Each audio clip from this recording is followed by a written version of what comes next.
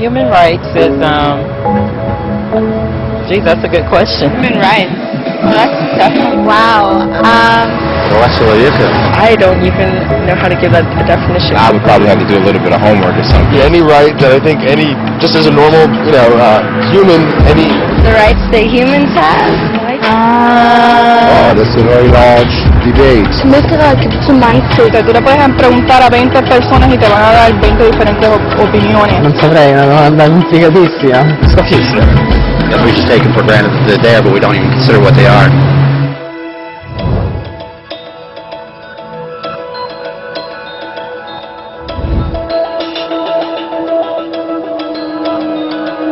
Los derechos humanos son los derechos que tienes simplemente por ser humano. Es la forma en que instintivamente esperas que se te trate y el trato que mereces como persona, como el derecho a vivir en libertad, hablar con franqueza y ser tratado con igualdad. Hay muchos tipos de derechos. La mayoría tienen que ver con cierto grupo.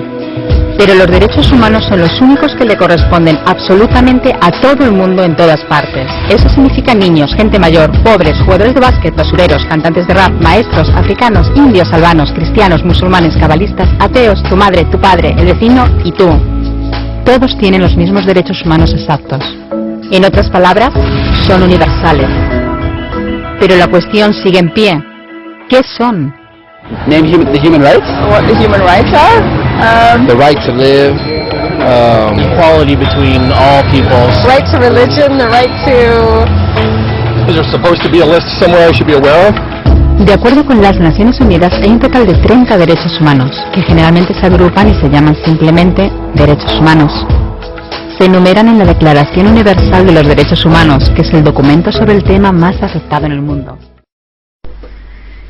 Si el tema de los derechos humanos es tan importante, ¿por qué nuestra sociedad lo ignora y se preocupa por cosas mucho menos trascendentales? Nosotros como jóvenes estamos en constante formación integral como personas y no parece que en nuestro pensamiento haya mucha conciencia sobre lo que nos convertiríamos algún día, en líderes. Un ejemplo para las generaciones venideras y los forjadores de una sociedad futura. ¿Quién puede esperar un cambio cuando nosotros mismos no trabajamos por ello? Tal vez los medios no nos influencian de la manera correcta y no queremos luchar por un mundo mejor. Pero los derechos humanos no deben tomarse a la ligera. La violación a los mismos debe ser una prioridad, pero una real. Los derechos humanos son derechos inherentes a todos los seres humanos, sin distinción alguna de nacionalidad, lugar de residencia, sexo, origen nacional o étnico, color, religión, lengua o cualquier otra condición. Los derechos universales están a menudo contemplados en la ley y garantizados por ella, a través de los tratados de derecho internacional consuetudinario. El derecho internacional de los derechos humanos establece las obligaciones que tienen que tomar los gobiernos y las medidas determinadas en ciertas situaciones, a fin de promover y proteger los derechos humanos y las libertades fundamentales de los individuos o grupos.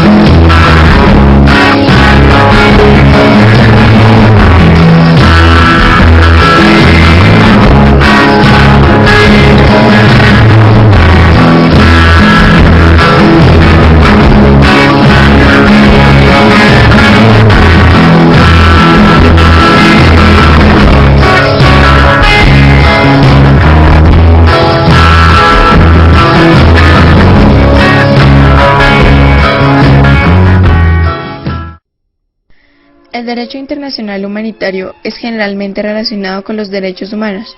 Sin embargo, estos se refieren a la organización del poder estatal frente al individuo. Son frutos de las teorías del siglo de las luces sobre el Estado y han hallado su expresión de manera natural en las del derecho interno. Tan solo después de la Segunda Guerra Mundial, como reacción a los abusos cometidos por las fuerzas del Eje, penetraron los derechos humanos en el cuerpo de derecho internacional público. El final de los años 40 marca el momento en que por primera vez se colocaron los derechos humanos junto a lo que entonces aún se llamaba derecho de la guerra. La cuestión de su relación recíproca en el derecho internacional solo se puede plantear a partir de este momento. El derecho internacional humanitario es la agrupación de las distintas normas, en su mayoría reflejadas en los convenios de Ginebra de 1949 y los protocolos adicionales, que tienen como objetivo principal la protección de las personas que no participan en hostilidades o que han dejado de participar en el enfrentamiento.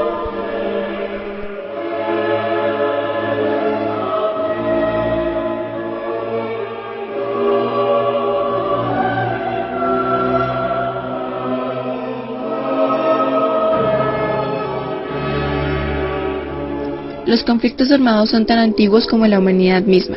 En la guerra siempre existieron las prácticas consuetudinarias, pero los estados empezaron a formular normas internacionales destinadas a limitar los efectos de los conflictos armados por razones humanitarias solo en los últimos 150 años. Los convenios de Ginebra y los convenios de La Haya son los ejemplos principales de esas normas. Esta rama del derecho, habitualmente denominada derecho internacional humanitario, se conoce también como derecho de la guerra o derecho de los conflictos armados.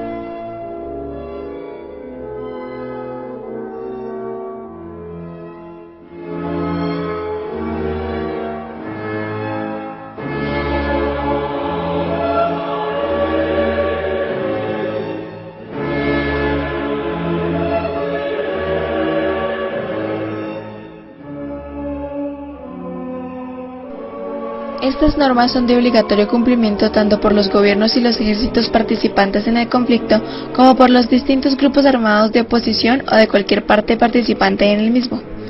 El derecho internacional humanitario, a su vez, limita el uso de métodos de guerra y el empleo de medios utilizados en los conflictos, pero no determina si un país tiene derecho a recurrir a la fuerza, tal y como lo establece la Carta de las Naciones Unidas.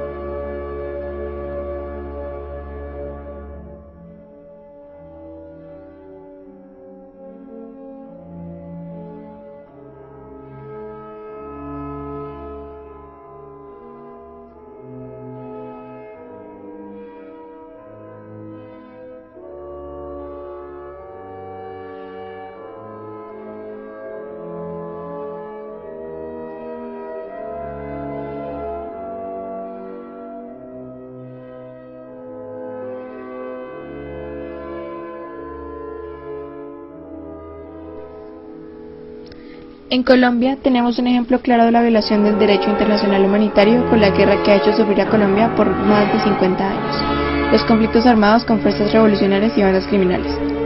El número de personas que se ven afectadas por este conflicto es muy elevado, desde empresarios hasta campesinos. Ha sido una guerra que ha estado presente desde diferentes ámbitos y escenarios, tanto política y socialmente, pero que realmente nunca ha desaparecido.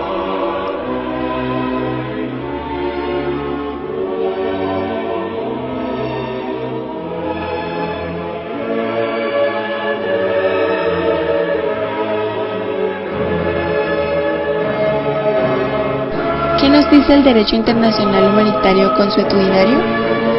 Citando Norma 55, las partes en conflicto permitirán y facilitarán, a reserva de su derecho de control, el paso rápido y sin trabas de toda la ayuda humanitaria destinada a las personas civiles necesitadas, que tenga carácter imparcial y se preste sin distinción desfavorable.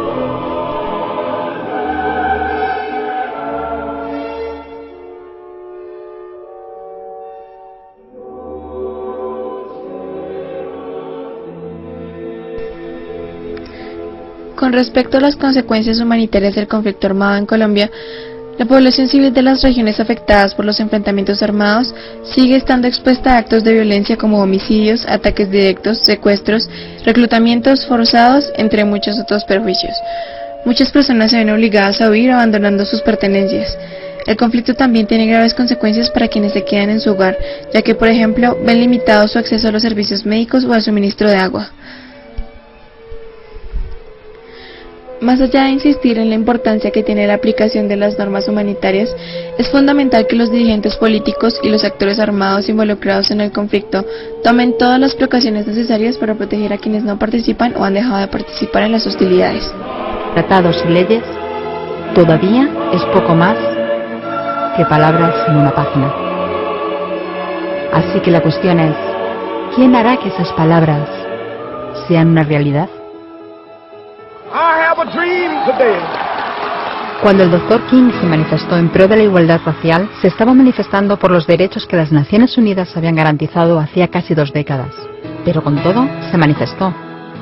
Cuando Nelson Mandela defendió la justicia social en la década de 1990, su país ya había estado de acuerdo en abolir esa discriminación desde hacía ya casi 40 años. Pero con todo, él luchó.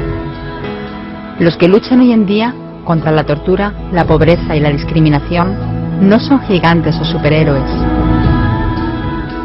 Son gente, niños, madres, padres, maestros, individuos librepensadores que se niegan a quedarse callados, quienes se dan cuenta de que los derechos humanos no son una lección de historia, no son palabras en una página, no son discursos, ni anuncios, ni campañas de relaciones públicas.